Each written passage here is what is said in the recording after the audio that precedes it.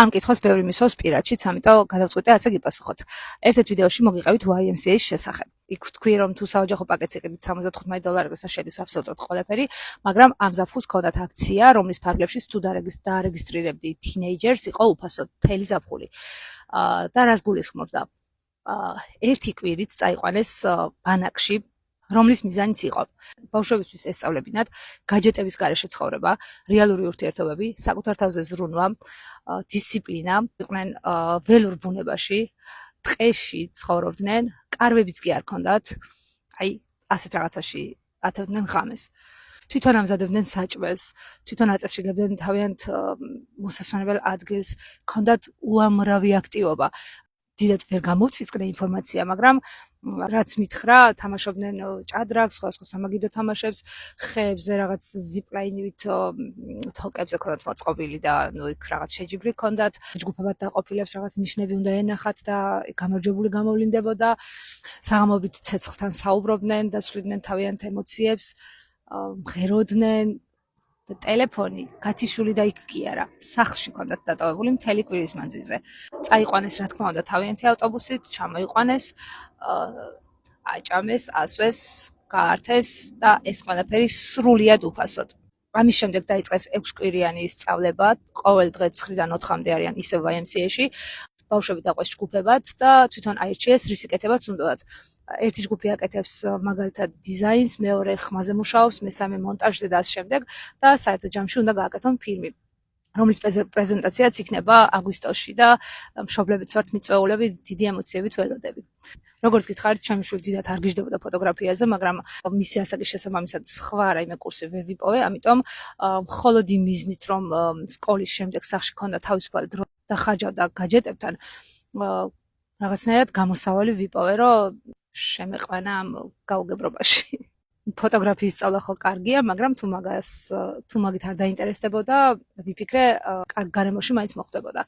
და აი ზუსტად ამიხდა, იმიტომ რომ ის როგორც თვითონ ამბობს, ჩემი მეორე ოჯახიაო.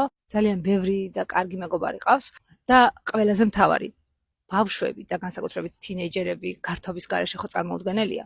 ესენი ერთობიან ოღონდ ხარისხიანად. აქვთ რა თქმა უნდა ყოველ მესამე პარასკევს თინაითებიც, რომელზეც ერთხელ ჰქონდათ კარაოკე, მეორედ ეზოში ფილმის ყურება, ერთხელ სერფინგზე წაიყვანეს, ეხლა ბოლოს ჰქონდათ ლამაზად ჩაცმულები უნდა მისულიყვნენ და რაღაც პოდიუმივით მოაწყეს. ოღონდ ეს უნდა ყოფილიყო სასაცილო სტილში. მერე გამოავლინეს გამარჯვებული და მერე რა თქმა უნდა იცეკვეს სიმღერეს და ის თორები რომ ნახე, გონი შემშურდა. თინეიჯერი ბავშვების მშობლებისთვის ვიცი, რაოდენ სანერვიულოა მათი გართობის ხარისხი. იმიტომ რომ როცა ქუჩაში ერთობიან, ვიცით რომ იქ 1000 პრობლემაა, ალკოჰოლი, ნარკოტიკი, დანა, იარაღი, გარჩევები, ჭყუბები და მთელი ამბები და აქ კიდევ რო ვიცი როგორ კონტროლდება. ყველაფერი აქვთ თან კონტროლის ქვეშ და თან თავისუფლად. არავინ უშლით ადგომას, დაჯდომას, ცეკვას, ამ დროს ამის თქმას, იმ დროს ღიმილს და ასე შემდეგ, მაგრამ აი ბანაკში წაიყვანს ყველაფერი იყო უმაღლეს დონეზე ორგანიზებული, რა წაეღოთ, რამდენი წინდა და როგორი კბილის პასტა უნდა წაეღოთ, უსუნა უნდა ყოფილიყო რომ რაღაც მწერები და ცხოველები არ მიეზიდა და ასე შემდეგ. ანუ ყველაფერი იყო ჩამოწერილი, რაც არ უნდა წაეღოთ, რა თქმა უნდა ეგენიც. და სამ ავტობუსში ავიდოდნენ, ჩანთები ამოალაგეს აბსოლუტურად ბოლომდე, ყველა მაისურიც კი გაჩხრიკეს, რა მიქონდათ, არ ყოფილიყო რაიმე აკრძალო. მე როგორც თინეიჯერის დედა ძალიან მშვიდად ვგრძნობ თავს, იმიტომ რომ ჩემი შვილი თან ხარისხიანად ერთობა, თან სწავლობს, თან იმ გარემოში თავს გრძნობს, როგორც მართლა მეორე ოჯახში. პატივცემენ ერთმანეთს, უყვართ ერთმანეთი, მხიარულობენ, კოუჩებიც ყავთ ახალგაზრდები 25-30 წლის და მეგობრობენ მათთან. ყველაფრის საქმის კურსში ვართ, მშობლები, გვაქვს აპლიკაცია, სადაც ყველაფრის შესახებ გვატყობინებენ. დღეს ეს ვისწავლეთ, ეხლა ამ საათზე აქ გავედით, ეხლა მოვალთ, ახლა ეს ვჭამეთ და ასე შემდეგ. მოკეთ, როცა ჩემი შვილი არის YMCA-ში, მე ვიცი რომ ის სწავლობს ერთობა უსაფრთხოდაა, პოზიტიურად, კარგ გარემოში.